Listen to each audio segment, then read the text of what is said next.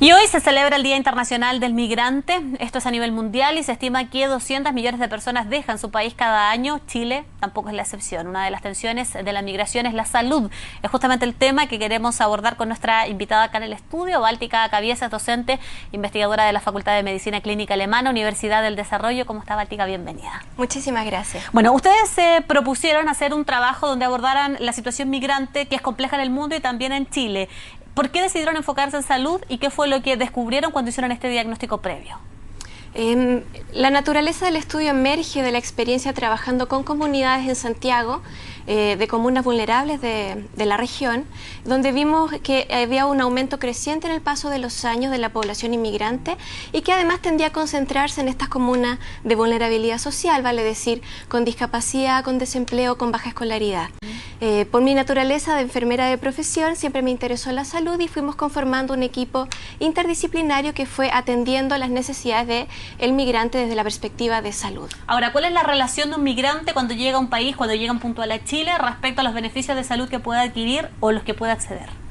Hay varios beneficios. Si el migrante tiene sus papeles al día, tiene un número RUT y tiene su carnet de identidad, puede acceder sin ningún problema a inscribirse a FONASA o a ISAPRE.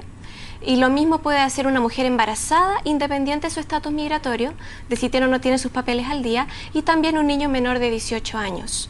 Aun cuando esto existe, no todos los inmigrantes están en conocimiento de estos beneficios y por lo tanto no siempre hacen uso de ellos. Hay personas que no hacen uso del beneficio porque en algunos países hay condiciones mucho más estrechas para poder tener seguro de salud, por ejemplo, y que por lo tanto no hacen uso de ellos y se quedan sin previsión sencillamente. Hay un porcentaje, de acuerdo a la encuesta CACEN 2006 y 2009, se ve que alrededor de un 8 o un 10% de la población que reporta ser inmigrante no tiene ningún tipo de previsión. Las razones para eso no han sido investigadas todavía y es algo que vale la pena revisar. No obstante, esa población que no tiene o no está inscrito ni en FONASA ni en ISAPRE, sí puede hacer uso del servicio de salud privado por medio de pago de bolsillo. ¿Qué pasa con la salud que reciben los inmigrantes? ¿Influye su calidad de inmigrantes? ¿Cómo son tratados? ¿Los hacen esperar más tiempo? ¿Les cobran lo que corresponde? ¿Cómo es el feedback que ellos reciben? Esa es una muy buena pregunta. Estamos realizando un estudio Fondesit con la población chilena inmigrante en todo el país a través de análisis de encuestas repetidas de la encuesta CACEN, y al mismo tiempo estamos revisando estudios de caso en 8 comunas de todo el país para ver cuál es la situación de acceso y uso del sistema de salud primario por parte de inmigrantes. Estamos trabajando con 4 comunas en el norte y 4 comunas en la región metropolitana. Lo que hemos observado hasta el momento es un poco de disonancia o tensión entre la aproximación que tienen los trabajadores de salud primaria y los mismos inmigrantes. Los trabajadores de salud primaria, por una parte, se sienten desafiados con el aumento de la población que tienen que atender, algunas de ellas inmigrantes y en algunos casos ellos también indocumentados. Y por parte de los inmigrantes existe, independiente de la situación de vida y de las condiciones de habitabilidad en las que están en algunos casos muy precarias, de hecho lo que más les preocupa es el tema del trato a nivel de atención de salud. ¿El norte del país es un caso puntual o ocupa un lugar específico en el estudio que ustedes realizan? Lo pregunto porque nosotros en el norte hemos conocido, primero, la población inmigrante es amplia en regiones, por ejemplo, como Antofagasta.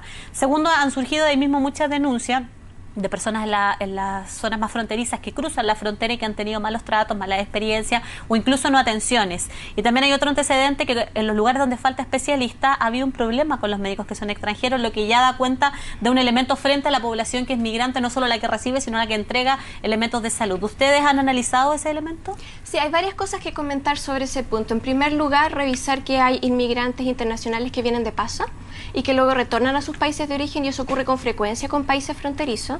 Luego, el inmigrante que decide quedarse viene de distintos países y tiene distintas formas de vida.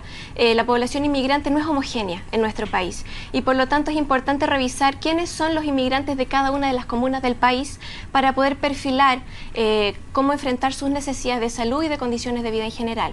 Entonces, por ejemplo, lo que nosotros hicimos para elegir a estas 8 comunas de todo el país, hicimos un análisis espacial donde cruzamos densidad de inmigrantes en la comuna con situación de vulnerabilidad social, como te comentaba recién.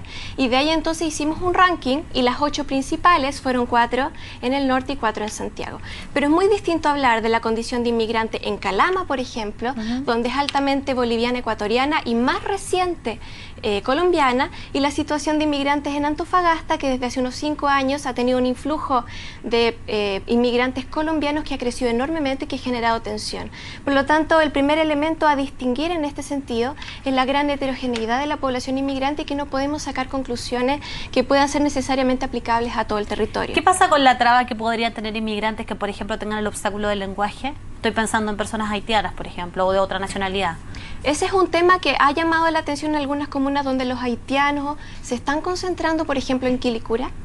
Pero que aún creo que faltan estrategias, en mi caso en particular, a partir de este proyecto Fondesit, no hemos podido encontrar estrategias más concretas que en algunos casos encontrar a trabajadores de la salud que tengan capacidad de hablar o entender francés para poder aproximarse a esas personas, pero no hay una política o una estrategia más amplia que permita entender este elemento de interculturalidad, no solamente desde el punto de vista étnico, sino también del migrante. ¿Eso le entrega una dificultad extra a una persona que quiere concurrir, por ejemplo, a recibir ese servicio si no tiene nadie que se entienda con él en un mismo lenguaje? Sin duda que sí. Sin duda que sí, pero incluso cuando tienen nuestro lenguaje, ellos experimentan, y es lo que nos han reportado en las 8 comunas que hemos entrevistado, dificultades en cuanto a entender los códigos de lenguaje del sistema de salud chileno, navegar el sistema, saber cómo acceder, cómo hacer uso, entender las listas de espera, etcétera, y también en el término del trato, porque el lenguaje, si bien es el mismo idioma, tenemos estrategias comunicacionales distintas. Yo no sé si lo han investigado o es materia de investigar, pero los inmigrantes desde el otro lado, ¿qué es lo que ellos piensan